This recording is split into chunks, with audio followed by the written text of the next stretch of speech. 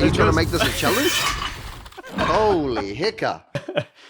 Welcome to the LNT Podcast. It's a lifestyle where Robin and I try to just have a chat / educate you about topics all related to health. And today's topic is going to be nutrition. Yeah, man. And I know Huge. Well, it's huge, deep, deep, but it's not even a topic; it's a universe. So yeah, we had a discussion. We'll run through a few things. Yep, I think I think part 1, part 2, part 3, up to part 5. Yeah, it's going to be many parts for this podcast, definitely, because being realistic to try to cover nutrition in a single podcast is but we're going to try anyway. We've got the most important aspects that we're going to discuss today. Yeah, you're right, man. And also, like you mentioned, it's frequently asked questions and questions we keep getting time and time again at the clinic or at the gym that keep coming up, and I think it's nice to address them.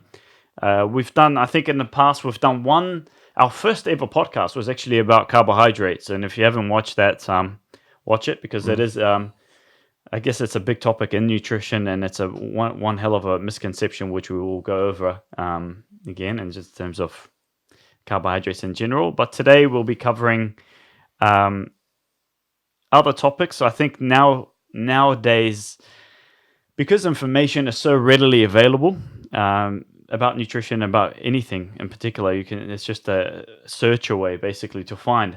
And that can either be a good thing, and it can also be a bad thing, because sometimes you're getting information from different sources, and sometimes it can be a knowledgeable, or what you might think is a knowledgeable source, or what it might be. And then you'll listen to one thing 1 year, 6 months later, a year later, you'll hear from another knowledgeable source, and it's almost contradicting, and you're left in a place of confusion, and you're not sure, is this right? Is this good for you? Should I be having this much? Should I be having this little? Goes through fads, right? Sometimes it does. It goes through phases, and sometimes you just need to, I think either ask the expert or do a thorough research, which we can talk about as well, about a particular topic before making a decision or making up your mind and trying to educate your whole circle or community about what you've heard and what you've seen on. I think the main source nowadays is TikTok and Instagram. So forget the databases we learned from university and whatnot. So that's where most knowledgeable sources are.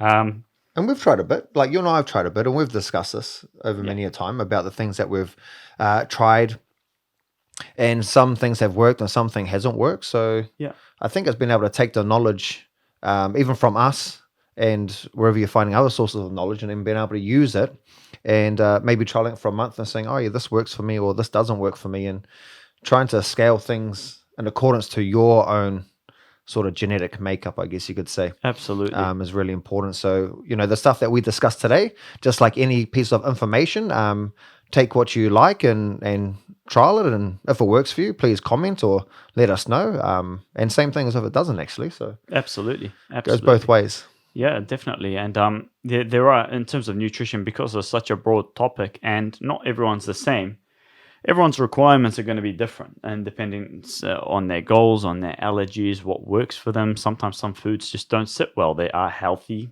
foods, and they just don't sit well with some populations and some people. Other foods do. So it can't be a one-size-fits-all, but there are some rules we got to stay in between, because there are some things that are just some habits that are definitely just plain bad, and then some habits that are plain good. So and it's important to establish that and talk about that, I think, but bearing in mind, not one size fits all with nutrition. Yeah.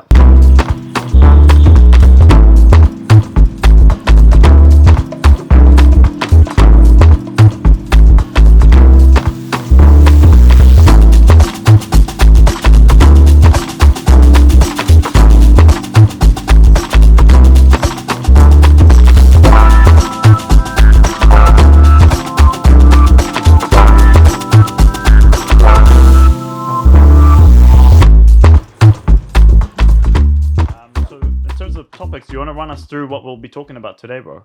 All right, so we're going to be talking about balancing macronutrients. So just a simple discussion about proteins, fats, carbohydrates. Hmm. And then we're going to be looking at the importance of fiber and what that does for our bodies and Yeah. why it's quite essential to have it and why you want to consider if you're actually getting enough of it. Yep, and That's why gonna it's be important. overlooked quite a lot as well. Dramatically. Yeah. Marv and I have worked with a lot of people where we're quite shocked by the numbers, but we will discuss that. We want to have a look at sugar and processed foods and just have a bit of a discussion about how you can fall into a trap. So keep listening because we don't want to tell you too much about that, but we're going to be talking about that. Looking at hydration.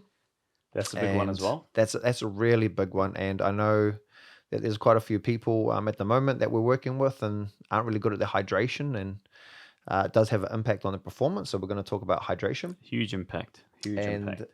then we're going to talk about mindful eating. So we will go into what that actually means, but it's basically trying to be present Yeah. while you're consuming calories, consuming food. Yeah. So if we're looking at macronutrient balance, so looking between the main common ones. Now, as you mentioned before, one size doesn't fit all. So I know for a lot of people, they'll, like myself, like I enjoy carbs, I fuel off carbs. Some people like the more ketone or ketogenic based approach where majority of energy is off ketones. But for me personally, and I'm not sure if you're the same, Marvin, I enjoy trying to split my meals into even macronutrient balances. So if I'm just looking at proteins, which could come in any shape or form, like meats or legumes, if you want to count that as different forms of protein, but trying to get as much protein as possible. Looking at carbohydrates, which could be starch or, rice, once again, coming from different beans. And then looking at your fats. So for me, I look at like trying to have that variety and balanced food because I want the different nutrient components for my body. So example, at the moment, doing a lot of training for protein, I need repair. So then that's when my protein comes into play. However, I need to sustain high level amounts of training day in and day out. So for me, preferential source of fuel is carbohydrates. And then if we're looking at cellular function, that's to do with also endocrine system, like for me, being able to replenish my body by increasing growth hormone and testosterone, you actually need fats. So that's where I look at like macronutrient balance. And some people could argue, well, I feel better, like I was saying before, off a ketogenic diet, and that's fine. That works well for you. However, I would say that you want to have objective measure, like, okay, if your vitality is good, are you able to achieve and accomplish what you want to do from variation of training, or if you're building up to an activity, if you're feeling quite low in energy or a high injury rate, then you have to start questioning, okay, what am I actually missing from my food sources? Because if you are missing a subgroup of a macronutrient or it's too low, the body can end up having various cravings. And then will go out of its way to actually find that macronutrient. So I know for me, if my carbs are really, really low, straight away, my body has no problem wanting to find high sugary and it lets you know about foods. But that's not good. And we will talk about the processed and sugar foods later on, but that's not how you want to sustain and get macronutrients, is like high sugar foods like lollies or, those sweeteners that you want to get straight away. Preferential source would be like, for me, would be like some form of rice, brown rice, legumes, beans, potato, kumara, which we classify as complex carbohydrates. Yep. And that's you've covered kind of in a nutshell the complete basis around macronutrients. And if we break it down and simplify it really, and we just talked about each macronutrient on its own, and for some people who are just not fully aware or don't understand what the function of each macronutrient is, simply put, for carbohydrates, the main thing you need to know or understand about carbohydrates is that it is the most readily available source of energy for our body. Okay, carbohydrates is the easiest for our body to break down and use as energy, or ATP, which is the energy currency of our body. Okay, so once we consume carbohydrates, our body, our liver in particular, breaks it down into, if we require it, glucose. Okay, that's the fundamental singular molecule that is absorbed and produces energy for us to use. Glucose is so important for our bodies that if we don't consume it, our bodies will make it. Okay, it is a necessity. Okay, and it all comes down to glucose. So to think about carbohydrates as a macronutrient, it is energy. All right, so to simplify it and thinking about people, that's why one size doesn't fit all. Is how much energy does your lifestyle require? To simply put, okay, because that's going to dictate how much carbohydrates you should be having, okay? Because it's a fantastic source of energy. It doesn't cause much stress to the body if it's the right carb, which we'll talk about. And it's a great source of it. If we consume it, what happens is if we need it straight away, it takes taken up by the skeletal muscle quite quickly and gets utilized to produce energy. If it's not required, up to 500 grams gets stored as glycogen through a process called glycogenesis, which is the conversion of the glucose to glycogen. Glycogen is basically a storage compound that can be stored, and once the body requires it, it can snap and convert back to glucose and then get activated. So about 400 grams in an adult body, 70 kg adult, gets stored in the skeletal muscle, which is a great place for storage because once you need it, require it, it's there very quickly. And about 100 or so grams, maybe less, gets stored in the liver for the bodily processes if required again. The rest of it, if we're taking an excess, maybe converted by the liver into fat for storage for later on. Okay, so that's the simple basis about carbohydrates. I think is just think about energy. Don't overthink about it, and in terms of how much do I need, how many carbs do I need, and we'll take it. Okay. I know a lot of people like numbers and how much numbers, how much carbs should I be having. Carbs is probably when we're cutting people or when they've got increased activity, that's the most change will alter in their food meal plans because of that reason. But just to give you a kind of number, if you're looking for numbers out there, 5 grams of carbs per kg of body weight, if you're a moderately active individual, is a decent amount. Okay, it's a good amount. If you're not doing much at all, you're very sedentary, you might want to go to 4 grams per kg of body weight, maybe even 3.5. If you're on a deep cut, we can drop it for a short periods of time. If you are highly active and you're having 9 to 10 training periods a week, and you've got an active job, you enjoy your cardio, you enjoy your strength training, that number can rack up. Okay, we've seen people do it and getting up to as high as 15 grams per body weight, or even more. I think ultra marathoners sometimes run a lot higher, up to 20. So massive range for carbohydrates. And drop it down to the basics. How much energy do you need? What are you doing in everyday life? Do you deserve to have these carbs? Did you earn them? Are you gonna earn them? It's an energy source. Yep. Yeah. Yep. So the more output you have. Yep. So last year, right, I was doing minimal training, and we're just talking about like these stats and figures now. Now that I'm doing quite a bit of training, I'm close to 6-fold per kg. Yep. Just to be able to keep up the training and performance. And the good thing is I've been able to keep my injuries at bay, which is really good. And then also because carbohydrates is protein sparing, I'm not actually losing muscle. Yeah. So I'm slowly burning fat. So I know some people probably argue with us, well, it makes me fat. It doesn't, unless you're eating in high amounts of excess. So an excess in calories, is what we're trying to say. As a whole. So generally when, like Marvin and I, when we're calculating people's nutritional requirements, we factor in the activity levels of those individuals, and then we will make sure that they're getting adequate protein for their muscular repair, and then we'll make sure they're getting adequate carbohydrates. Then whatever's left over, we'll put in for fat. So it's really important just to not over splurge on any of these macronutrients. But also equally important not to under splurge if you are training, and some people wondering why they're not getting the results they wanted, or there's been persistent or recurrence of injury. Yep. It might need to Lethargy, lethargy, not just wanting to train. low energy levels. It might be an important thing just to look at specifically carb levels and just see what the energy is.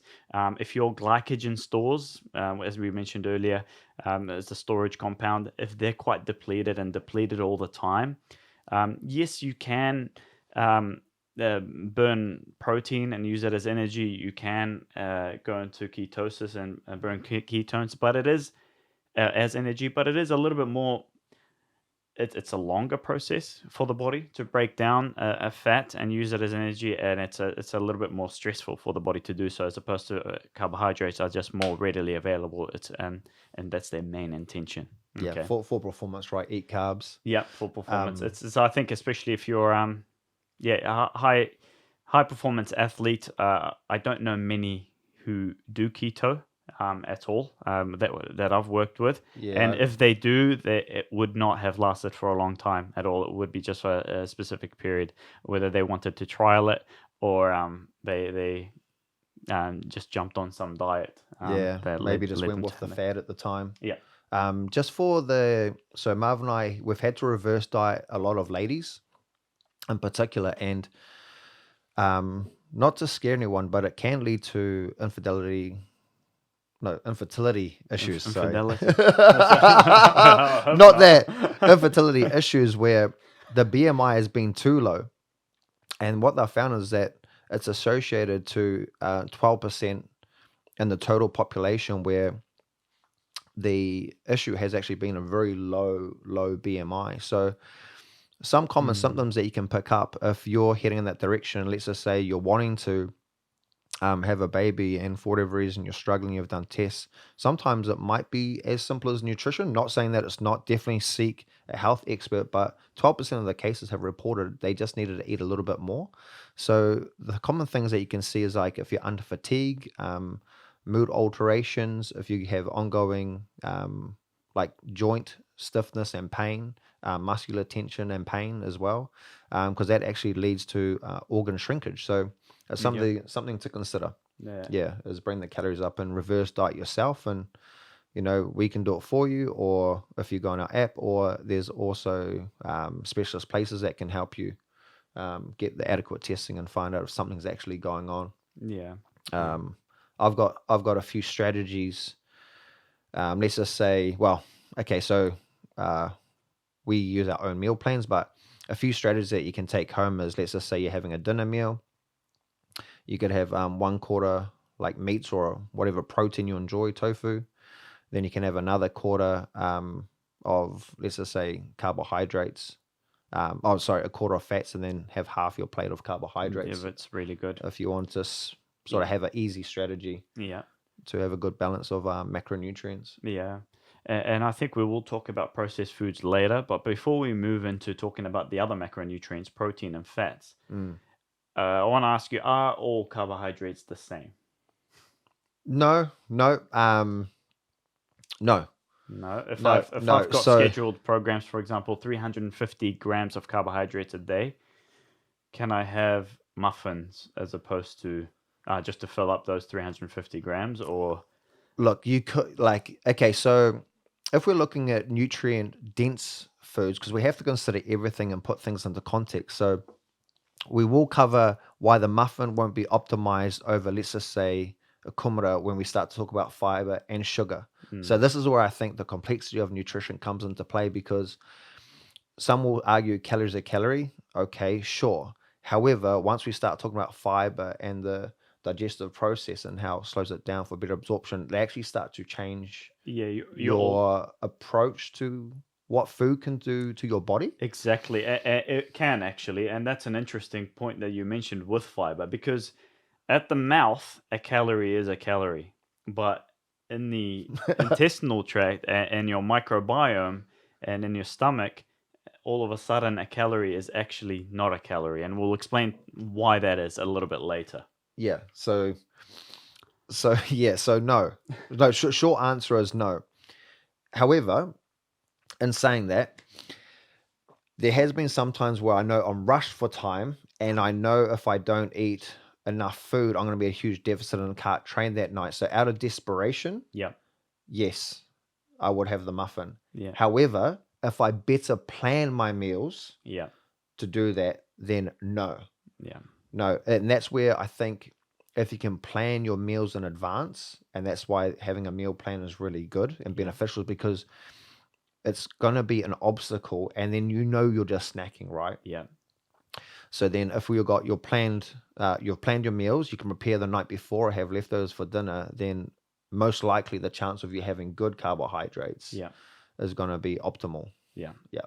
And when we were talking about, I just remembered having a look at Michael Phelps back when he was competing in the Olympics and what his breakfast looked like. And he had, I think, chocolate chip muffins and things like that.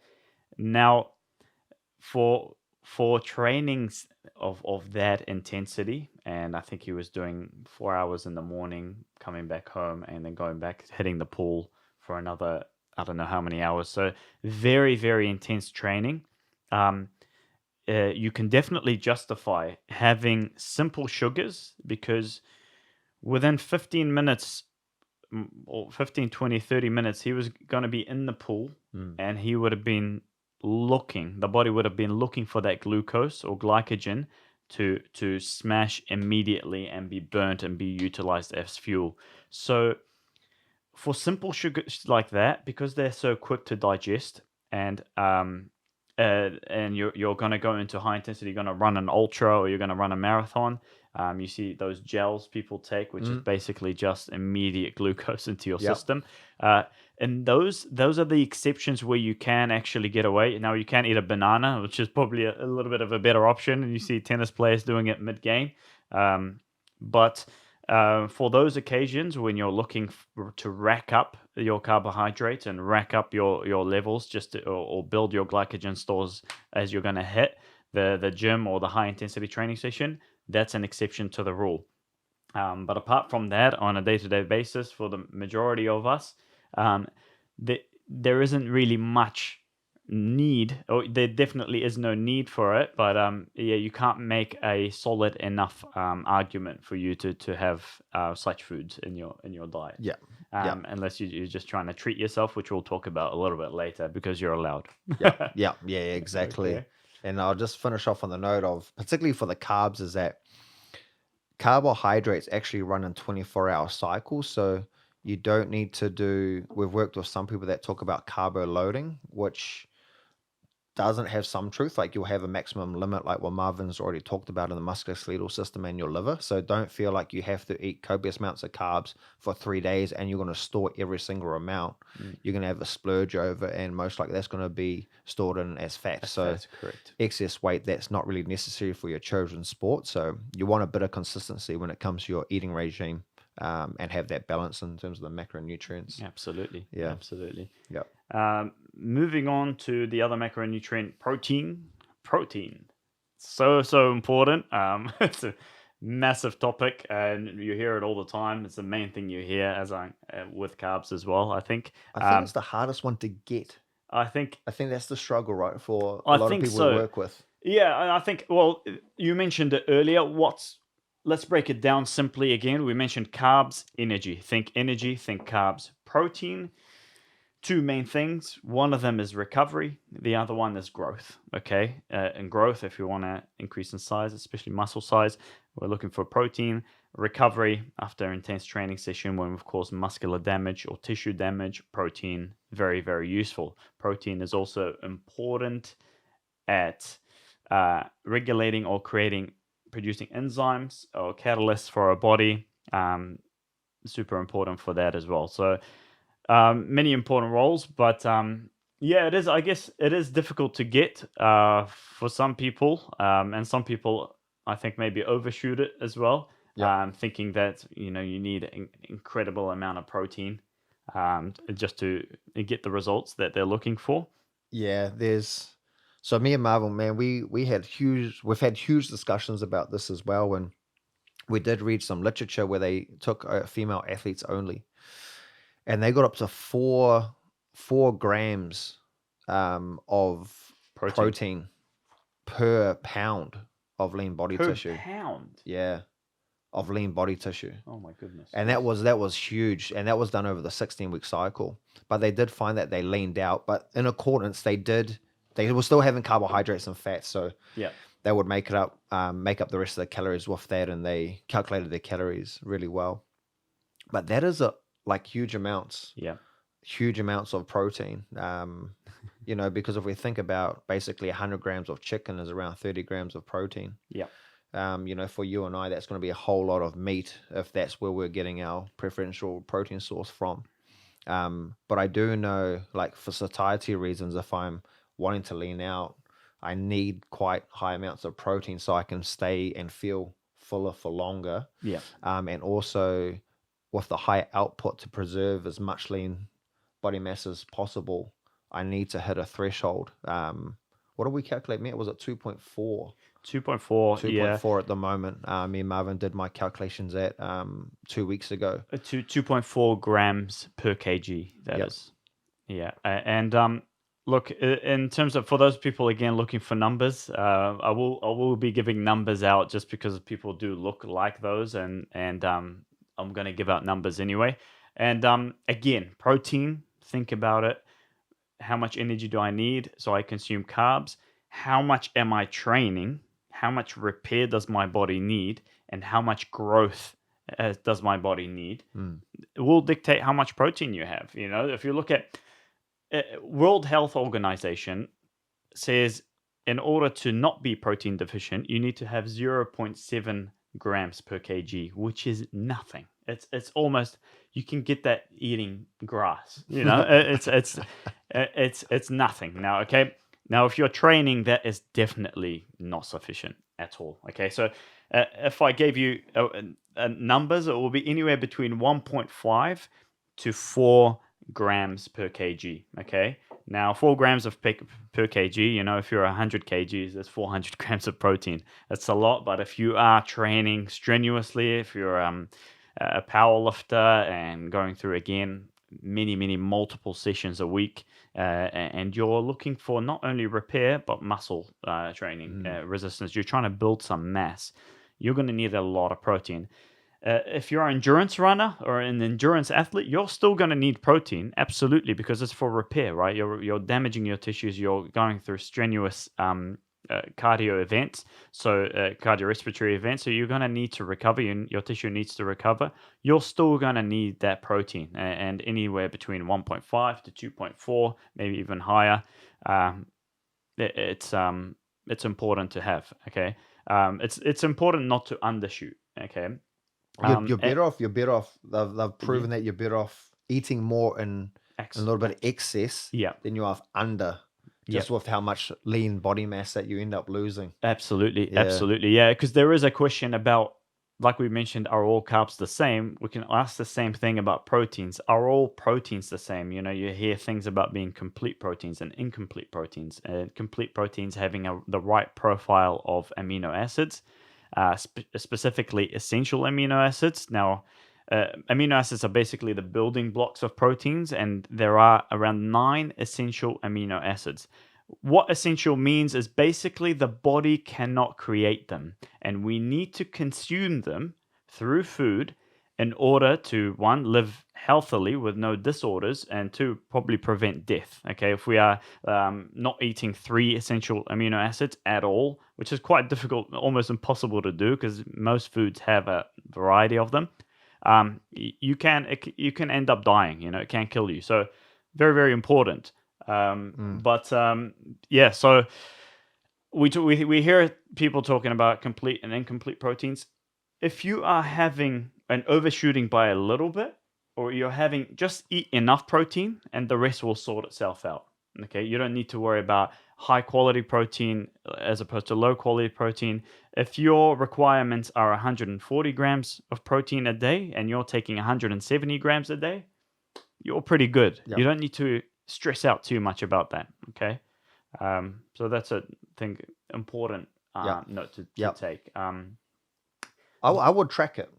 Yeah. Hey, we always get people to track the protein, because a lot of people are really shocked by how much they're not consuming. Yeah. When you ask them, you're not, unless you track it and you make yourself aware of how much macronutrients you're having. So we've already gone through carbs, talking about protein. You're not actually aware of how much you're actually under eating in the protein department. So I can't stress enough about, I would use some variation of an app that you can actually input your food and see, are you actually having enough? So what comes to mind is that if you're working in a laborious intensive job, let's just say like a plumber example, like it's very physical. So let's just say you've got a high physical job, high output, but you wake up in the morning and you have what's a common one? Like an energy drink. So Oh, you're not actually consuming Red Bull. a Red Bull. Okay, so let's just say you're going to have a Red Bull. What's that? Cigarette. It's a 100. good mix. Cigarette and a Red Bull So you got is two stimulants. that's premium. That's So- you're ready. So you're vaping, you got Red Bull. So all you're fueling off is the nicotine, which is stimulant, and then I think it's 160 milligrams in one standard can, Of like caffeine. the big cans of caffeine. So two stimulants to get going through the day. So you've had no carbs, you've had no protein. And then for lunch, you may have a pie and a fizzy drink. Yeah, yeah. Well, actually, Steak a pie. and cheese with a little bit of black pepper.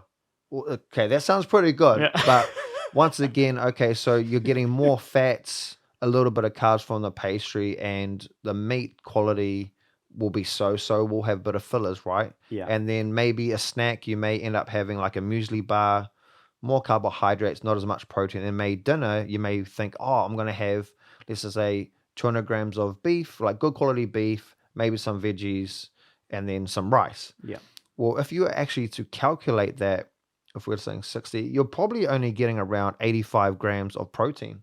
Yeah. So, and you're probably, let's just say you weigh around 80 kgs. You won't even be hitting the minimal amount. Yeah. And that's just for your work. Absolutely. And then on top of it, let's just say you play football. Or you let's just train, say you go twice to a the week. gym for 45 to an hour, 45 minutes to an hour. Yeah. So it's worth to track and find out where you actually fit. Yeah, and you don't need to track daily. What I usually do is every 3 or so months, I would track for about a week or maybe even 4 days, usually one weekend and then 3 weekdays or vice versa, just to get an idea of where I am, because our diets, our food doesn't change too much, the variety of the food. Just to get an idea of where I am and what window I am, and then I'll look at it and be like, yep, sweet, I'm good. And I'll have a look at other stuff as well. I might be like, oh, maybe I'm a little bit low on a particular macronutrient, or maybe even I'm a little bit low on a mineral or a micronutrient, or maybe calcium's a little bit low. So we'll need to focus on that and taper that one. And then I'll leave it. I won't check. I'll just make those amendments and then check again. So it doesn't need to be, you don't need to do it every single day. Yeah. Okay? That's important. Yeah. And before we finish off on proteins, overshooting proteins, like we said, we did mention it's not a bad thing, but you got to ask your question is, are you missing the other macronutrients? Overshooting your proteins basically is indicating you are having quite a lot of meat or poultry, possibly, maybe quite a lot of beans as well, but that's not too bad of a thing. But having too much meat, too much poultry, yes, it does have some vitamins and some B vitamins and B12, B6, and obviously the protein, but it is lacking in a lot of other vitamins and minerals. It's got no fiber. No animal product has any fiber. Fiber is only achieved through plant products. So yes, you've overshot your protein, and that's not a bad thing, but did you miss out on anything else? Is anything else depleted for that reason? So you might want to bear in mind and keep that in mind as well. Yep. Shoot for balance if you can. Yep. Shoot for absolutely. Yep. Absolutely. Moving on to fats. Mm. Okay. Again, we'll simplify it. What are fats good for? Okay, so no, I was going to say nothing. No, but fats are essential. Okay, fats are very, very, very important for us. Okay, and again, there's so many different types of fats, but just to keep it simple, important for keeping hormone health, producing hormones. Important for maintaining cell integrity or permeability. Sounds fancy, but basically, it's kind of holds cells together so that cells don't get damaged, as well as controls what the bad stuff going out of the cell to be excreted and the good stuff coming into the cell, and basically holds that integrity, which is absolutely vital. If we don't have that, we basically die. Okay, so super, super important to have. The other thing is fat is an extremely good source of energy as well. We mentioned carbohydrates. Carbohydrates burn a lot more readily and a lot more efficiently. Fats, however, although they're not as efficient at burning, they can produce a lot of energy. If we think about calories per grams, for proteins and carbohydrates, they produce 4 calories per gram of protein or carbohydrates. For fats, produce 9 calories per gram. Okay, so it is more than double of the energy that they can give us. Okay, so in desperate times, it is a really good source of energy for us to take from. And I've got a jar. I've still got the jar of nuts you gave me oh yeah, at work. peanuts. Yeah. Yeah, So if I know I'm low, yeah, because I can feel it, but as soon as I get sluggish and I'm low on the energy side, straight away, boom, just a handful. yeah, Have to closely monitor that because of the density, like Marvin was explaining there. They are so calorie dense. Like, yeah. I remember one guy I was working with, he ended up having, I think it's 200 grams of peanuts. And I calculated it was 800 calories. It was something like that. Something, Yeah, don't yeah. call me that, but it was extremely high. So if Absolutely. you think that is a full meal, but that was primarily the fats that he was getting. Yeah, I think nuts are from naturally occurring and whole foods are the highest and most calorie dense food that there is. Obviously, there's man-made stuff like when we make chocolate and Yeah. fondues and all that sort of stuff. Yeah. They're pretty dense in calories, but nuts, I think, is the most naturally occurring, the most dense per gram of calories. So you got to be careful with that. Great source of fat, great source of good fats, but again, Yeah. if you're trying to lose weight, Yeah. Caution. sometimes, a lot of one healthy food isn't great. Not good. No, Okay. no. But part of to make things up, I Yeah. find it highly beneficial. Good amounts of different minerals as well. Absolutely. Different types of nuts, like Brazil nuts is one of my favorite. Yeah. Not as tasty, but in terms of like mineral density, Yeah. magnesium, selenium. Yeah, so different nuts, different sort of mineral compounds Yeah. that are beneficial for your body. So And since we're in the theme of giving numbers out today, you want to kind of remain between 0.7 to 1.3 grams of fat per kg of body weight. Okay, it's hard to, if you eat a balanced diet, healthy balanced diet throughout the day, your fats will stack up slowly. You know, they're very rarely, you know, you again monitor it and check. If you're super low, you might need to up that. But you know, I think 80% of the population are going to be a little bit higher on the higher end of that anyway. well, if we spoke about the mince pie, Yeah, there you go. Or a burger. You're done for the day. Yeah. But 20 to Exponential. 30% of your total caloric intake per day should come from fats. It sounds like a lot, but like I said, it is 9 calories per gram. So it's you don't need to eat a lot of fat to stack 20 to 30%, if that makes sense, because it's double the amount of calories. And 10% of that, I'd argue even less than 10%, should come from saturated fats. Okay. There are, you know, we used to talk about trans fats and stuff. Now there's not many trans fats available. Of course, we can make trans fats at home if we use cooking oil and heat it up to smoking point, which you can create trans fats that way, but it's actually hard to come across it in the moment. So I don't think it's worth covering. But yeah, saturated fats, try to keep them under 10%, I would say, as a safe bet of your total of the total fats that you're having. I have a bit of a cheat that we do in the family household. So instead of getting like normal fish and chips, so if we feel like we're going to have a cheat meal at home, so it's something fun for the kids, we just use our air fryer. Oh, And we just air fry chips and fish perfect.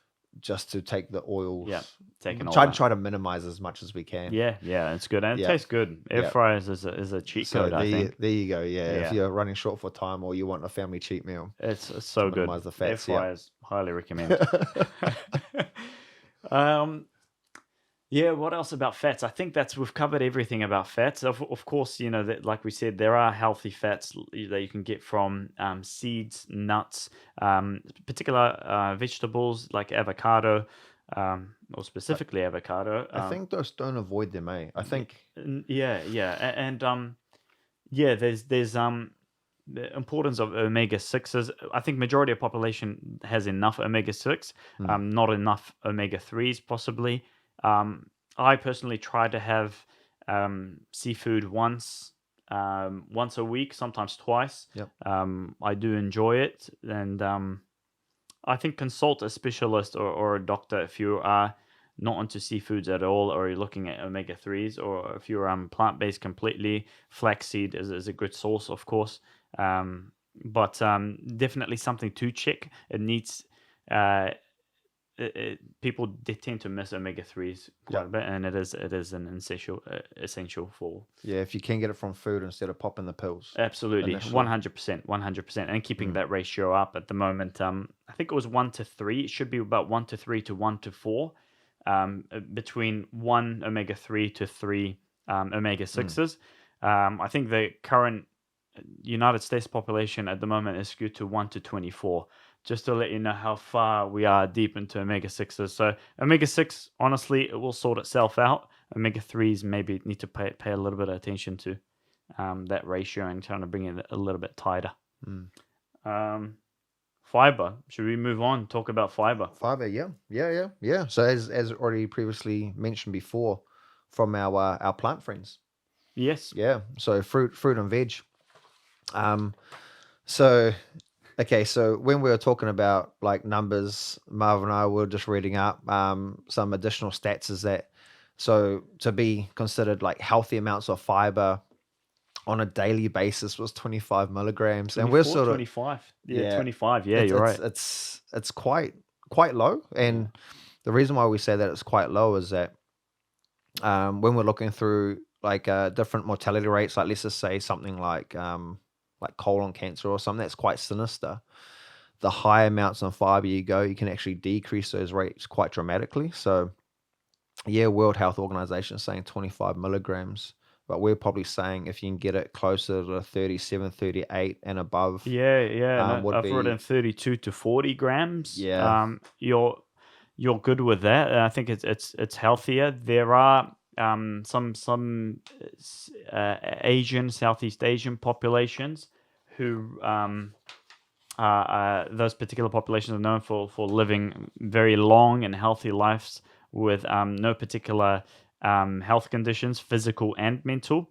They can be go as high as 70 grams per day, which is incredibly high. And I can see why World Health Organization is saying 25, and just to get people to try to achieve that, because majority of people we work with tend to actually fall significantly lower than 25. So, Not even hitting so those yeah, so numbers. aiming for 25 is actually not a bad gig. But if you count it and you're hitting that, try to up it to 32 to 40. Now, that being said, it's important to, if you're looking to increase your fiber, there's going to be a little bit of gastric distress. Your microbiome and your stomach will not be used to it. So if you're going from 25 or 20 to 35 to 40, there's going to be crazy changes. Okay, you might need to hit the bathroom a lot more often.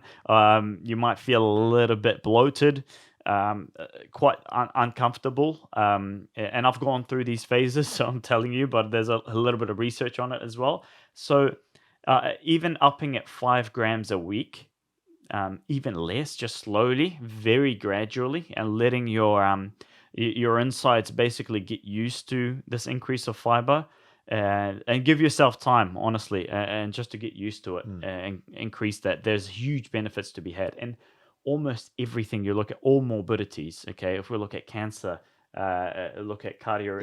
Any like irritable bowel distress, right? And cardiovascular Yeah, diseases. leaky gut syndrome, Yeah. everything. Yeah, any metabolic disorders. There, the stats are incredible. It's a huge indicator Mm. for health, and not only that, but if you look at, we talked about carbohydrates. Basically, if we break it down to simply, and this is not always the case, but if a carb comes with fiber, it's healthy.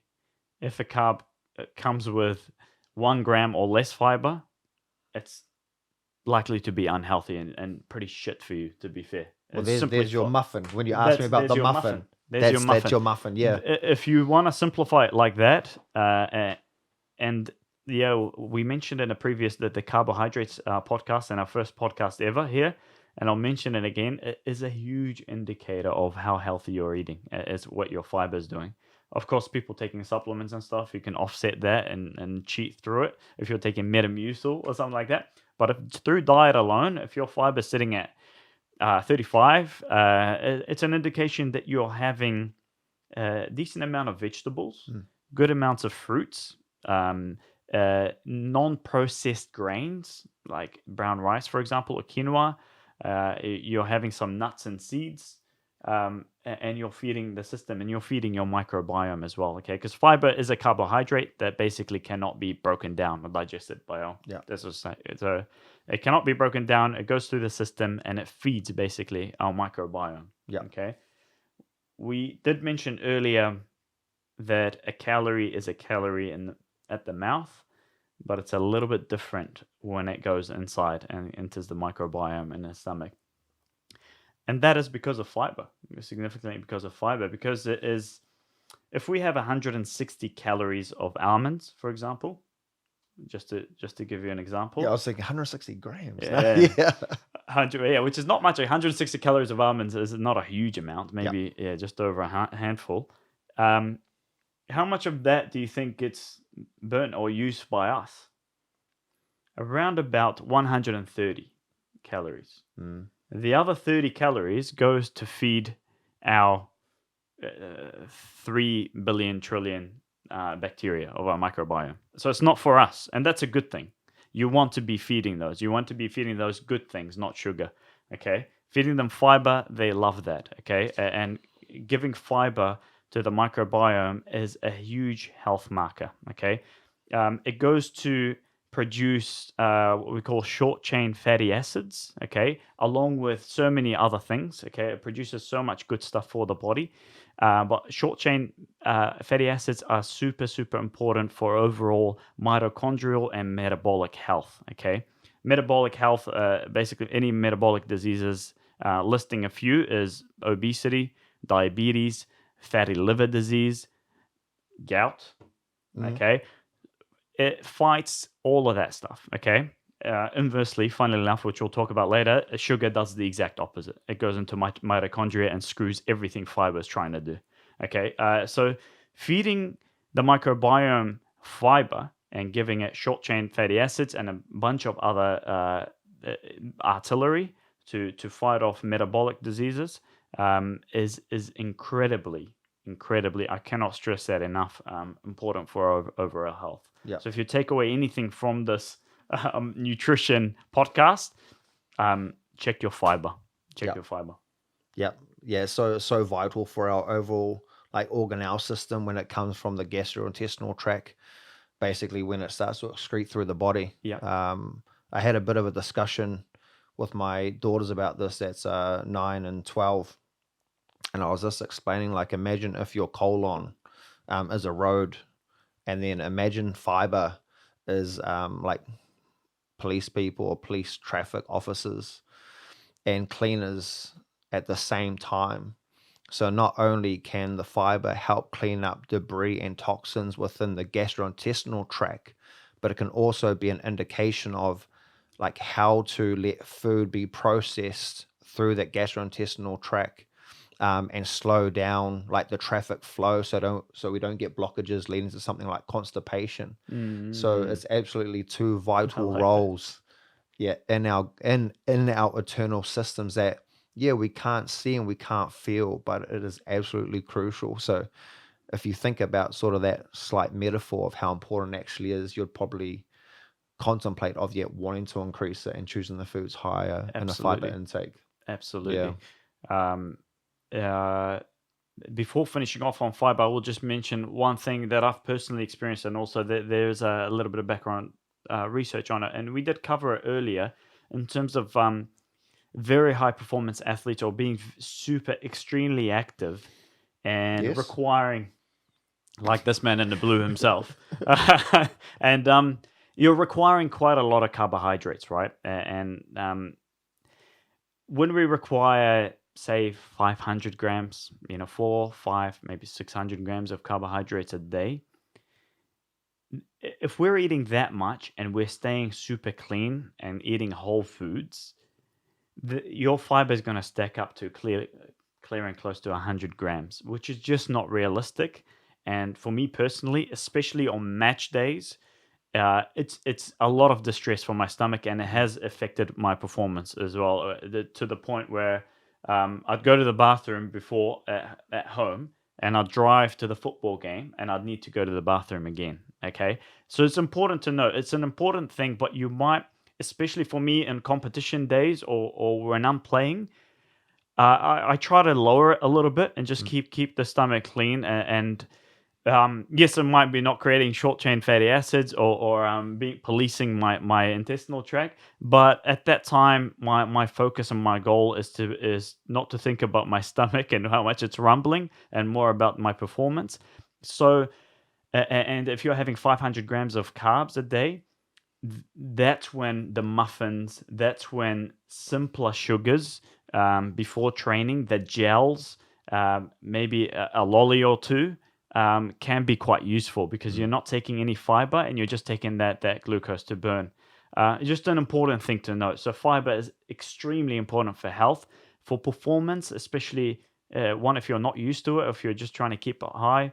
Sometimes during competition, especially with pre-match nerves, if you're going into a fight, when your nerves, interesting things happen to the parasympathetic nervous system and your rest and digest tract. Things already still feel funny. Yeah. The fiber just adds to that, and it's a compound effect. So, important thing to note before finishing off on fiber, I think. Yeah. It's a personal experience. I'm going to remind me. So I'm actually going to be doing a gut cut. Oh, yes. Which is What's excreting all fiber. that? So what it is that for this Saturday's competition, because fiber is really good at like holding water retention as well, which sometimes actually quite beneficial for ourselves. But in this case, I need to drop 1 kg. So you actually start cutting out all fiber. Yeah. And then on comp day, all I'll have is real simple sugars, and then you compete. Ah. Yeah. Not very good for long-term health, but just to get rid of like 1 to 1.5 kg. If you want, me and Marvin can have a very short conversation on how I'll gut cut for this coming comp, and we can just do maybe just a 5-6 minute very short video for those people that need to make weight for specific events or want to feel lighter, like Marvin was just talking about. So we could do that. And for those of you who don't know, this is a jiu-jitsu comp, and for those of you who are very observant, you may notice that Liam here has added an extra medal. Because since our last podcast, Robin's managed to steal away another silver medal and aiming for a gold this weekend, hopefully. Yeah. So stay tuned. The neck's going to get quite heavy for Liam. So speaking of the sugar and processed foods now. Yes, sugar and processed foods. Let's move into that. Yeah, so when we're talking about like sugar and processed foods sort of go hand in hand, and food companies are really clever now of being able to change saying low sugar, but having other chemical compounds that will act exactly like sugar in our bodies. And long-term, chronically, we don't want high exposure to sugar, as it can be damaged to the vessels and other organelle, like parts of our body. Yeah. So we have to be real cautious about how much we take in. And I like how you clarified you need to do it around more sports activities if we're putting this in the context. So it can be readily used. So sugar for everyone have become quite a bit of an addiction, and just the way that it affects and has an impact on the brain. Yeah. And, having sugar leads to wanting more sugar. And it basically the centers that it works on, one including the dopamine system. So I'm sure a lot of people could sort of relate to, okay, so I'll have, let's just say, a few lollies. And you feel good, you feel amazing, and that's just what the brain is saying back to your body. And then you actually have an association to that hit. going back to the sensation from sugar. Yeah. And then what seems to happen though is that the ceiling effect. Okay, so let's just say it takes 3 lollies, and then you feel amazing, you feel good, you're like, oh, that was great. The next day you have 3 lollies, you don't feel like you get the same hit That's the that you got. tolerance. The tolerance, yeah. Yeah. So then you need to have 5 lollies, and then to get the same effect, and then you may do it the next day and so forth. So Yeah. you And find you're seeing a theme here, right? And you see a theme it spirals with upwards. doctors and health professionals talking the same way about nicotine, the same way about heroin, Drugs. the same way about cocaine. Yeah. Why is that? It's because it triggers the same part of the brain. Yeah. The reward center, more specifically, is called the nucleus accumbens. Okay, and it secretes dopamine exactly in the same manner as nicotine or cocaine does. Okay, Yeah. so is sugar addictive?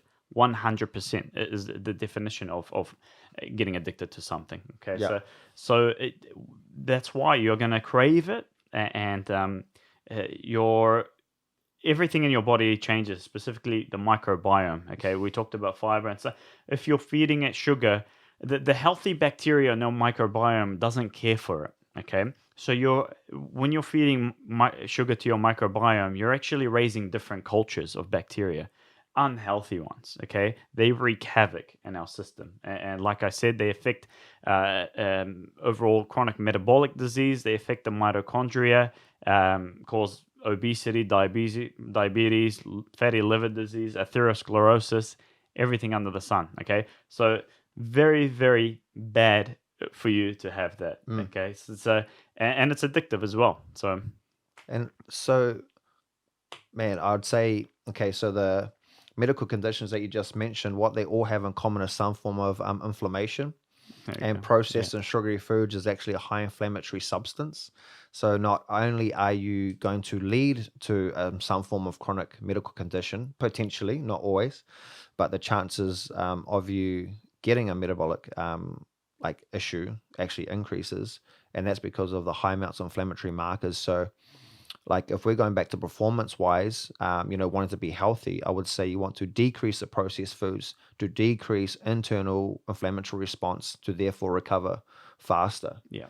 I made a little chart Oh, just for myself, just do share. nothing too amazing. There's just like the effects that it has on parts of the brain. So one that we spoke about, the dopamine, From nucleus accumbens or nucleus accumbens. Yep. Yeah. So leading to neurotransmitter of feeling good, pleasure, and satisfaction. And the surge of dopamine is what contributes to reward, but also reinforcement. So then your brain says to you, "Oh, I'm happy. I'm feeling amazing. Give me more sugar." Yeah.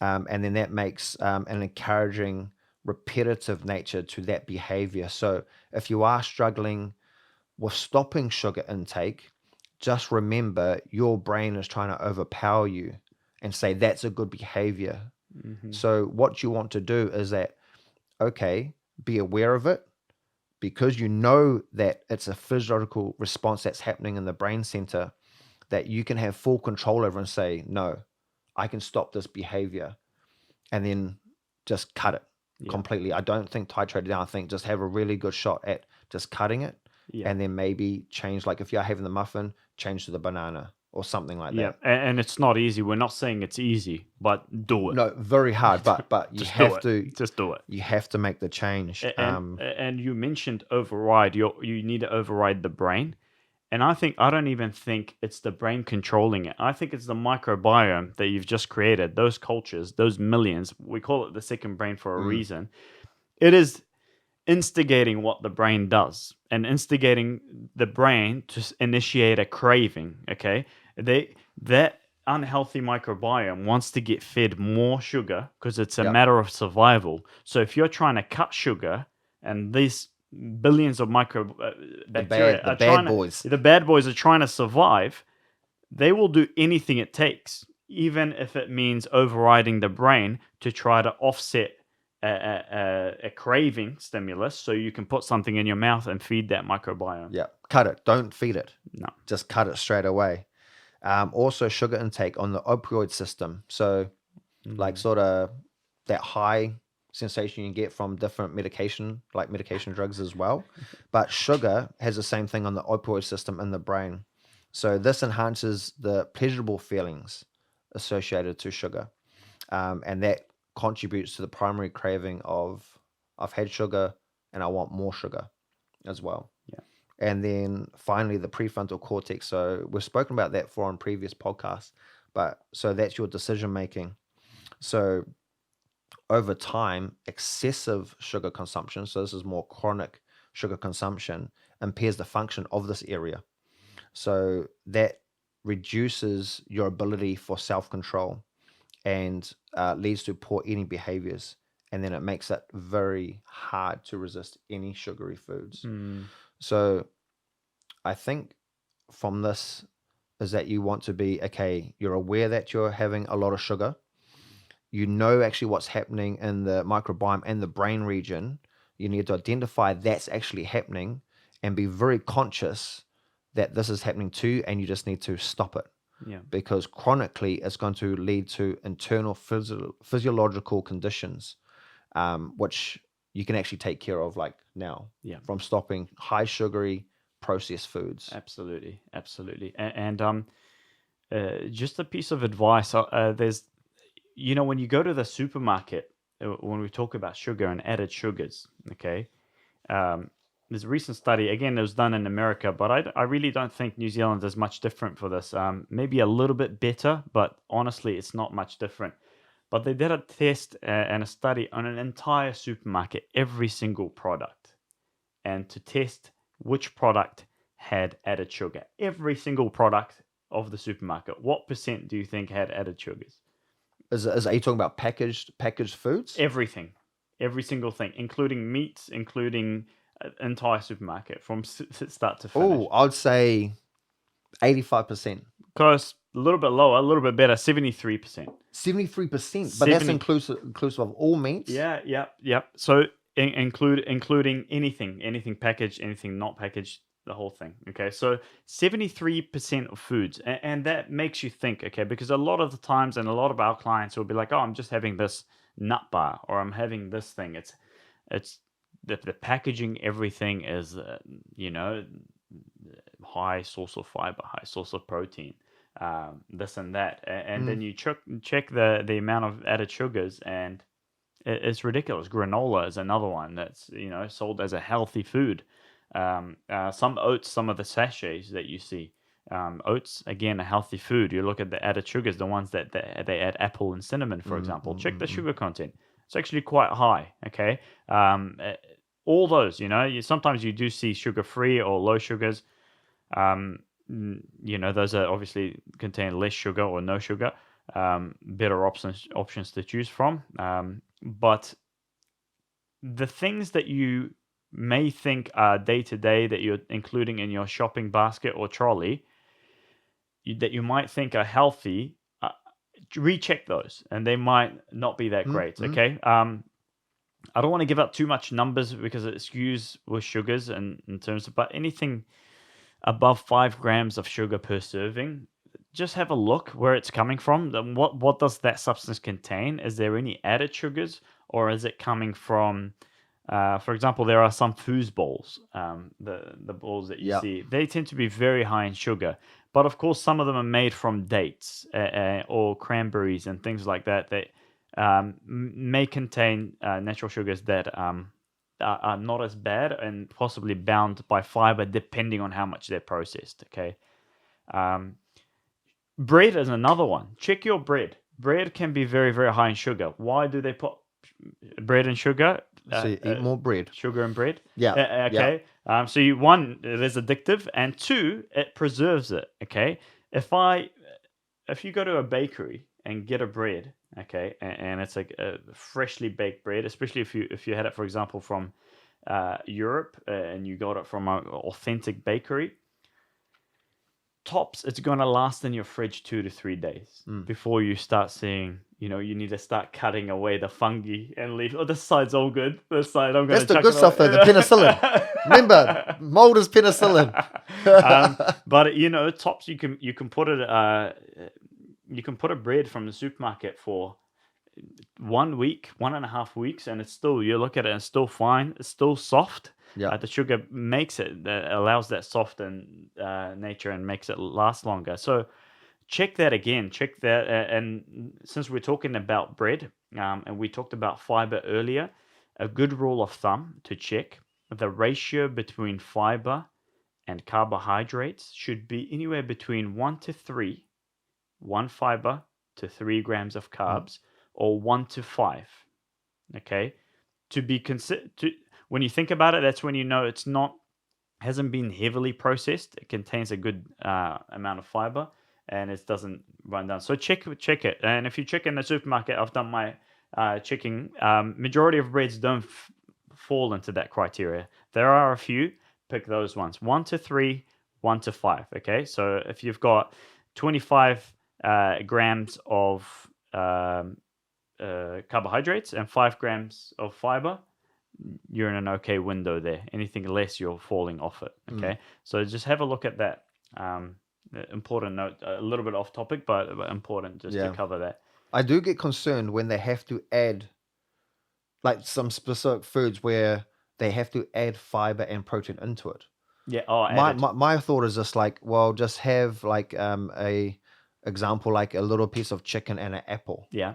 And you'll be all good. Absolutely. Yogurts is another one. Check out the added sugar in those. It can be quite scary. Again, like I said, a lot of foods that can be advertised as healthy, check the sugar. It's actually quite high, and sometimes they say low carb or low in fat, and then you check the sugar, super high. Okay, so something just to bear in mind. Yeah. With that. So read labels. Read labels, definitely, and or get food without labels. Yeah, and most of the added sugar is sucrose or corn syrup. Okay, why do they add corn syrup? Because it's very cheap. Okay, and the difference between corn syrup and sucrose is almost nothing, right? Sucrose is basically the table sugar we have, and what sucrose is a glucose molecule with a bond to a fructose molecule, okay? And a corn syrup is basically a glucose and a fructose that are not bound, okay? When you consume them, they're metabolically exactly the same because that bond, as soon as you eat it, it gets broken down so quickly with no effort by the body. So it's the same thing. The reason I mentioned that is fructose is the real indicator of metabolic disease and stuff. It is absolutely... So the body, you can survive your entire life without fructose. It is not needed by the body. Glucose, like I said, is important if you are using it. Okay, but things like added sugar is containing fructose. That being said, we talked about that. Fruits have a lot of fructose as well. Does that mean they are bad? No. Yeah. No, that's different biologically. Like when we ingest it, very different. And that will go back to the fiber content because they're slowing the process down. Absolutely. And then also acting like the police traffic cops that we were talking about before indicate on like how slow and then frequent also like movement of nutrients. So quite different there. Very different. And the fructose from fruit actually crosses the blood-brain barrier, so actually enhancing cognitive function. So quite different altogether where normal sugar doesn't. Yeah. Or Exactly. And simply put, all fruits, the sugar molecules are bound by fiber. So when you do ingest them, they're not going to cause an insulin spike because the body takes its time to try to break down that fiber and eventually break and utilize the sugar. So the insulin spike is completely dampened. And remember, every insulin spike can cause a little bit of stress to the body. So very, very different, completely different. That's why, for example, if I squeeze an orange, okay, and drink that and eat an orange, is a completely different thing. Okay, a freshly squeezed orange juice is drinking pretty much sugar with it. Yeah, you're taking vitamins, but you're just drinking plain sugar. You've left all the fiber behind, and it's going to cause an insulin spike. And it can wreak havoc to your body. Okay, so completely different things. And same goes with any processed foods like muffins and cakes. Insulin spikes immediately. Yeah. Okay. And then followed by the crash. Yeah. one the afternoon nap. Yeah. and all that stuff. Okay. So very important to mention. And as I interesting, since we're talking about sugar, now choosing foods that are low in sugar, we both recommend. Absolutely, there are benefits, but it's important to note there's been a lot of recent studies out about um, artificial sweeteners, Mm, such as stevia, monk fruit. There's a bunch of other popular ones now. The interesting thing is, yes, absolutely, lower in calories, and you're not getting the fructose effect and the negative effect of sugar, but you are getting some effects. Is when you put it in your mouth and ingest it, your mouth tastes sweetness, and your brain cannot distinguish whether you're having actual sugar or no sugar. mm. Therefore, the pancreas react, and the beta cells in the pancreas react and secrete insulin. Okay, and it's been tested multiple times. There is an insulin shot a spike even when they've had little to no calories in that food. Simply put, like a diet coke with those sweeteners. Yeah. There's been causing an insulin spike. When you're looking at weight loss, you're going to definitely lose more weight with those artificial sweeteners, but it does bear in mind that and I have artificial sweetness myself as well. It's hard to get away with sometimes if you're having lower sugar foods.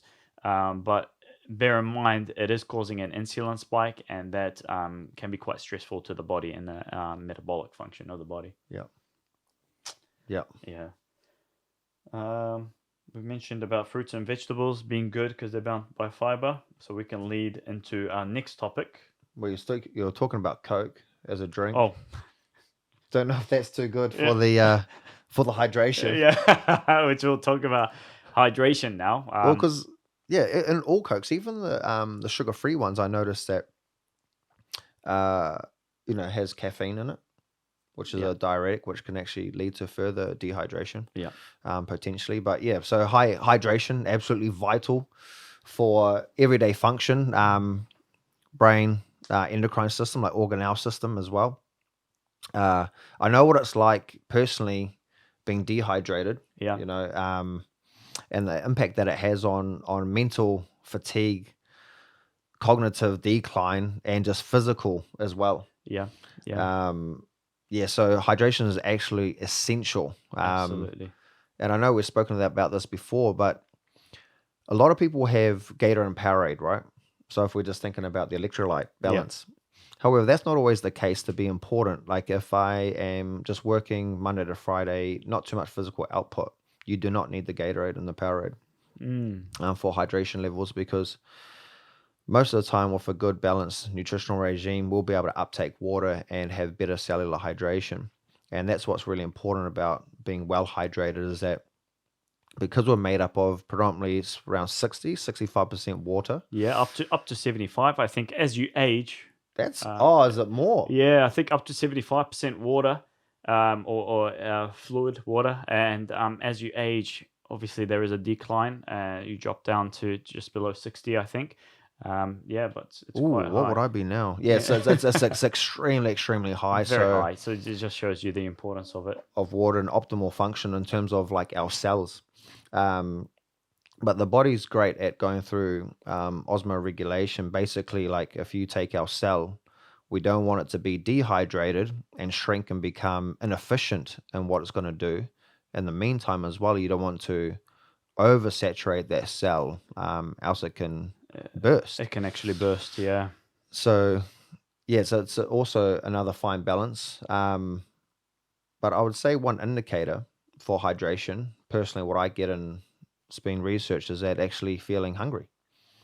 So you can, if you're feeling hungry, but you've just eaten and you know that you shouldn't be hungry, sometimes it's actually you're dehydrated early on. Makes so much sense, man. Yeah. That's interesting. Yeah. Yeah. And sometimes it is a piece of advice that, now you've linked it together, that if I give it to my clients, but I never understood why I gave that piece of advice. And I told them, if you are feeling like you're super hungry, or you're feeling a craving when you've just eaten, have a full glass of water and let me know how you feel afterwards. Or eat a big bowl of salad. Yeah. just sell it. And sometimes it can actually that just fades away. Yeah, well, because that was one of them, is that ongoing hunger when you shouldn't actually be hungry was one indication of dehydration.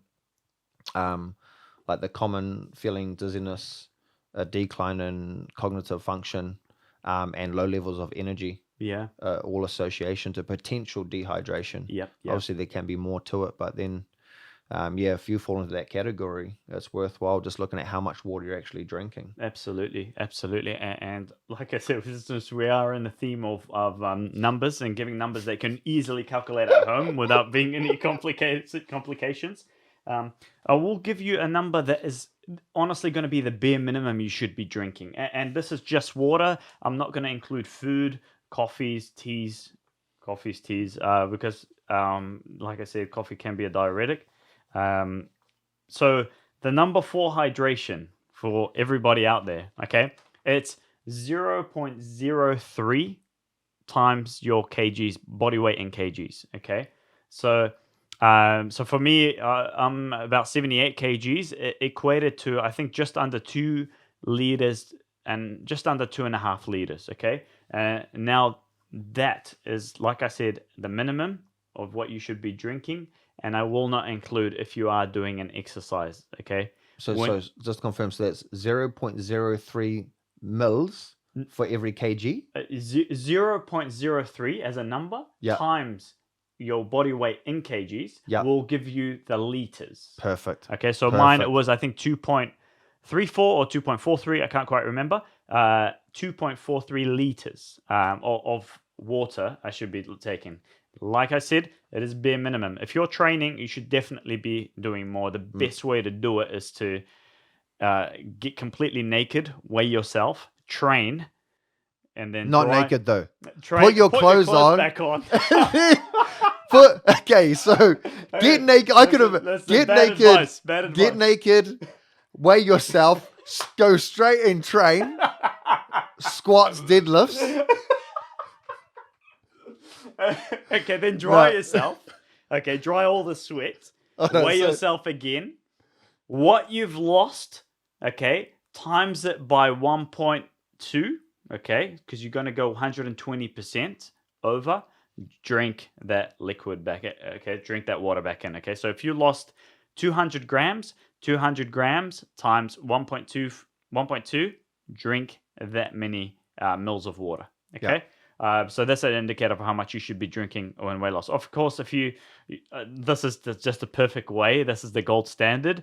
But honestly, if you're every 15 minutes of your training, if you're having 200 mils every 15 minutes, you're pretty good. Okay, that would be preferential. So then you can keep like blood volume levels up, right? Absolutely. And then that's going to help with performance, and then decrease the viscosity, like the thickening of your blood. Yeah. So then it can transport around your body, carry oxygen, nutrients, so you perform better. So that's important. I think that's a really good tip. Every 15 minutes, if you can. Yeah, every 15 minutes, around 200. Don't measure it. Just have a decent. 200 mils of water is less than a cup, just slightly. So it's a good kind of indicator. Of course, heat. If you're living in a very hot climate or as the summer, you're going to be sweating out a lot more. So you're going to have to replace it a lot more readily. So you're going to be drinking more. Performance is a huge thing. And it's actually, it shocked me when I looked at the research in terms of performance. There was a recent, it's actually quite an old study about basketball 3-point shooters, and they looked at performance. And they labeled levels of nutrition into segments. Okay, I think it was 5 or even 7 segments, and to being fully hydrated to completely dehydrated. Okay, and there was a 15 around there, 15% drop in performance when the athlete dropped just one tick. They were still classified as hydrated. It wasn't even dehydrated. Just one below 15%. Wow. It was incredible. The same. Now that we mentioned carbohydrates, was a similar thing. A slight deficit in drop in carbohydrate or glycogen storage, there was a big percentage. So even a slight drop. That's why having simple carbs quickly before or even within training or within a game You see halftime oranges or bananas, Yeah. athletes eating blueberries, or gels, things like that can boost performance quite quickly, because that performance can drop in a crazy, staggering amount just by a little drop. And we're not talking about the person's gone into complete dehydration or carbohydrate deficit. So it Wow. shocked me. It was actually, and it shocked me because my hydration, to be honest, was not good. It was simply not good enough. And I needed to improve it. And it's been one of my goals in the past couple of years, and it's gone a lot better. But it was shocking, to say the least. And it makes sense. We talked about 70% or 75% of your body being fluid. And if your muscles are like the Saharan desert, how do you expect? I remember when we did the first aid course, they said, when patients are dehydrated and when they're trying to take blood out, it's almost Yeah. like a paste. Yeah. And that scares me, because if your blood is working so damn hard to push this paste, like tomato paste, across to try to oxygenate and provide nutrients to your body, Yeah. your system is Yeah. ruined, man. Heart rate up, blood pressure up Yep, just to compensate. And on the how body. hard, the stroke volume would be reduced. It's just so hard to push this. So it makes perfect sense, just to keep the fluid running, keep the cycle replenishing, oxygen readily available, nutrients readily available. Yeah, carbs, and keep in mind, team, that carbs and water are friends. So when Oh, we're yeah. holding carbs in our musculoskeletal system and our liver, that we actually have an uptake of 3 parts water. Yeah, 3 to So 4. 1 gram of carb? yeah, it's Four four mils of water, and That's that's why when you do like any water cut, you sort of have a tendency to slightly cut the carbs and drop your water, but then performance can be hindered from it. So yes, if you want to have better hydration, having adequate carbohydrates and adequate water, you're going to best perform. Yeah, Yeah. it's a very good point. Yeah. That's a solid point. Yeah. Yeah. Since we're talking about hydration, it's important to understand that water is not everything and end all, and we actually need electrolytes. Okay, and I'll talk about the importance of electrolytes, especially the main ones. We'll talk about sodium, potassium, magnesium, but obviously there's calcium that's also important, and a few others. Those are important because they decide, especially when we talk about sodium, for example, it decides how much water to enter the cell, how much water to exit the cell. Okay, if we are, if I'm completely depleted of electrolytes, okay, and I have 5 liters of water, and I've had it done with athletes, where someone who'd been dehydrated, and I told them to up their water, and they were taking 4 liters of water, which was perfect for their body weight. It was well above their body weight. But it is quite rare, but he had a very low sodium diet. And he said, I've never cramped so much in a 90-minute football match as I did in this match. And I couldn't understand why. And it's because he's just not consuming enough salt, okay? Not taking enough salt in their diet to have that, because through the laws of osmosis, water would follow from an area of high water potential to an area of low water potential, okay? And if we've got sodium and a sodium enters the cell, water will follow through, okay? If there's no sodium, that's not happening, okay? So that's important. Potassium is obviously very, very important and magnesium is very, very important as a muscle relaxant and making sure the muscles are not cramping. Calcium, on the other hand, is important for muscular contractions, and lack of calcium can actually also lead to cramp. And lead to performance. Now, electrolytes are basically, if we don't consume them, you can potentially die, because they are essential for our nerves to actually work and create action potentials. So if we're not having them, it's no point hydrating. Okay. Now, a lot of people will straight away jump and start searching electrolytes, and I need to consume them because Marvin or the LNT said we need to do that. Look, first of all, majority of the population is having too much sodium anyway. Okay, so we have more than enough sodium. If you're an extremely high performance athlete, you might need to take electrolytes just to aid you. majority of us are just fine. And if you're eating a balanced diet, I was just going to say, go back if you feel like, go back to phase one, what we just spoke about today. absolutely. You know, you look at some of the best electrolytes companies out there, and you look at the potassium compound and content. It's equivalent to half a banana. So it's not something crazy and like, oh my god, I'm depleting. If you have a balanced diet, it's not a complete necessity. Now, if you are extremely, you know, and especially in hot conditions and you're training, very, very difficult, then you might need electrolytes. But it does differ between people, okay? There are specific tests you can do if you're a high sodium sweater. Some people, you can do a taste test and see how salty your Yep. your But it's so valid. That is so valid. it's valid. Easy and valid. If you train with a dark t-shirt or a black t-shirt, and once you dry it up and you've got all that white crust around, another indication that you're a high sodium sweater. It honestly varies. I like to label it from a high, medium to low. I don't get too complex with it.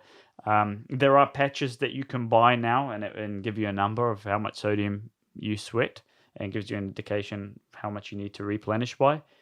And it does differ. And some people honestly don't sweat much sodium at all, and they're taking all these electrolyte drinks, and then they're overshooting and causing, you know, high sodium can cause hypertension and more stress to the heart and cardiac system, and it's not recommended, you know. So most of us will be okay. If you're a high performance athlete, or training very, very hard, you might need to look into electrolytes as well, because they judge and where water goes and whether it enters the cell or keeps flowing through the bloodstream.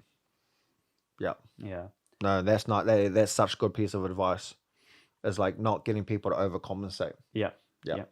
I think we should talk about mindful eating, Yes. because I think it's nice to it is the last topic for today, but I guess it goes more into the psychology of a person.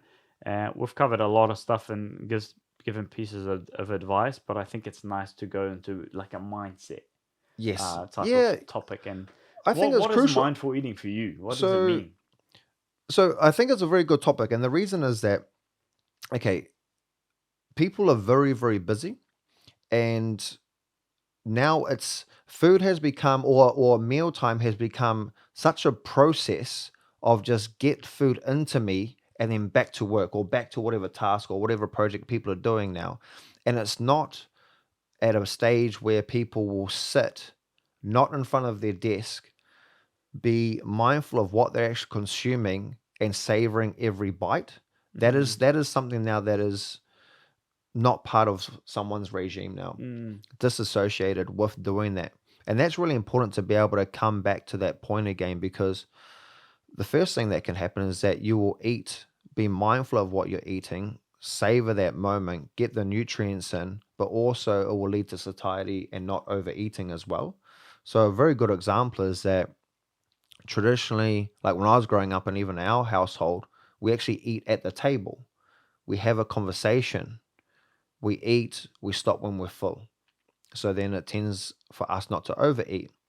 However, if we eat in front of the TV and we're watching a show, as an example, and you keep on eating, you actually don't regulate your appetite. You're focused on the show, so you're not mindful of what you're eating. And that has a tendency to overeat. So mindfulness for me is being in the present moment on the meal that you're sharing with other people.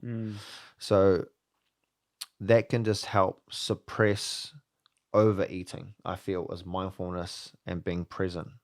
That's cool. Yeah, while you're having your food. That's cool. And yeah, majority of the time now, eating, people have their phones out or they've got a screen, and it's a kind of a time for them to just not even pay attention to the food. It's just kind of a time off, or like they've had a time off work and it's a break and they just want to be mindless completely. Yeah. As opposed to paying attention and really enjoying what they're eating and paying attention to it.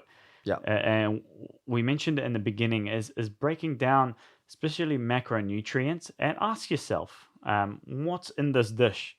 And do I require it? You know, what are my plans for today, for the week, or what am I doing today that justifies me eating 3 cookies and a muffin? You know, because 3 cookies and a muffin, as we've talked, is carbohydrates. Not the best, but they're carbohydrates. We mentioned carbohydrates are energy sources. And today we have a sedentary day of 8 hours of work and then watching Netflix. Do I need this energy? Think about it. Be mindful about it. Okay. The same if you've destroyed yourself in a training session, you've worked so hard, and you go and you've got a small lunch in a small plastic container like this. Yeah. Have a think about it. The stress, the micro trauma I just led my body through. It's going to require repair. It's going to require to grow stronger. So next week, when I apply another training stimulus, it's going to be able to withstand it and overcome and get better, hopefully. Is this amount of food, carbohydrates and protein, enough to secure that? My hormones are all over the place. I'm kind of feeling down. I'm under a lot of stress. I'm going to have a zero fat diet and not have any fats at all. No healthy fats. Can't have this and that. Be mindful. What are you eating? What's in your dish?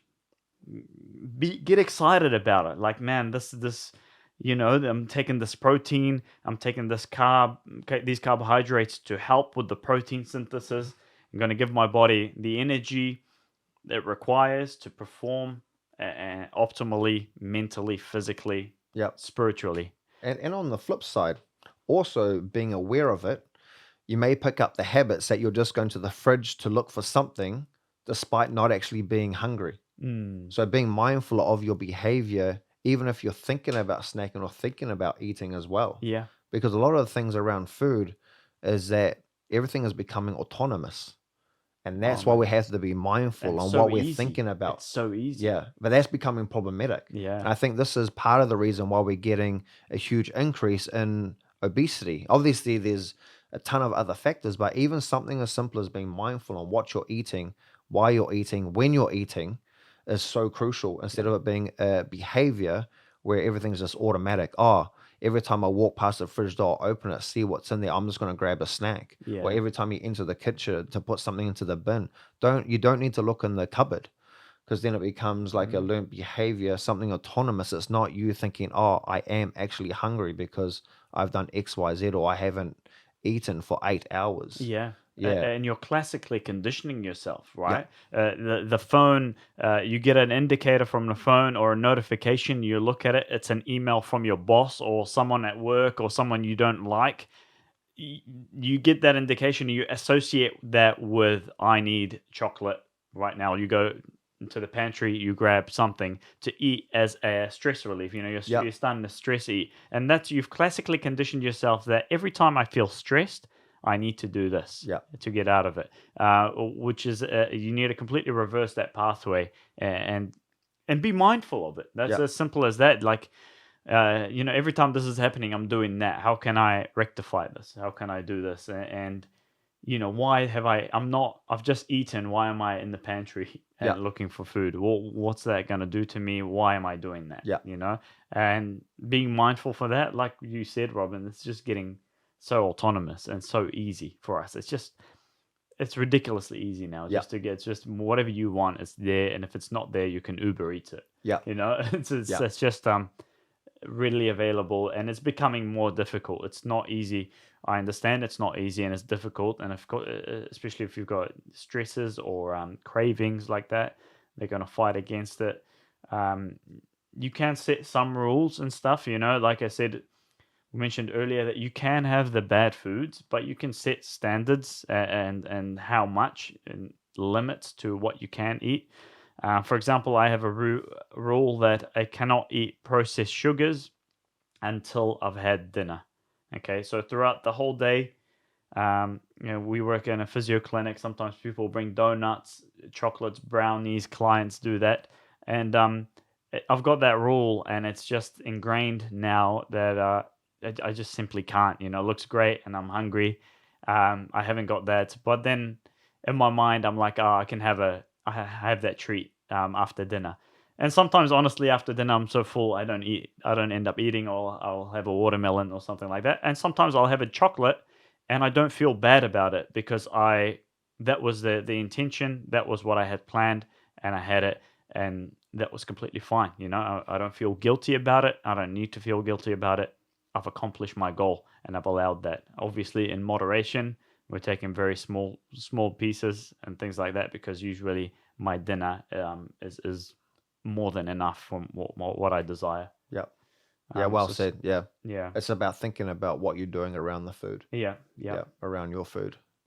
Yeah, that's what mindfulness Yeah, is. that's Yeah. cool. That's cool. And I think it's nice that we do finish on the topic like that, but because at the moment eating is just becoming just mindless, really. Yeah. Yeah. Yep. So think what you're doing around food. Yeah. Yeah. And honestly, I really hope that you found this episode quite helpful, because they were questions that we get asked so much and so regularly. If you have any other questions in regards to, and I'm sure, we're lifestyle nutrition and training, we will be talking about nutrition quite a lot in the future, and there's so many topics to cover. Hey, Yeah. Robin. Yeah. We've got quite an insightful list. Yeah. And this is what people have been asking us to present and talk about and discuss. So hope you guys enjoy it, and looking forward to many more this year. Yeah. Thanks, guys. We'll see you next time in another episode of the LNT Podcast. Enjoy your day. Good job, my man. Are you trying to make this a challenge? Holy hiccup.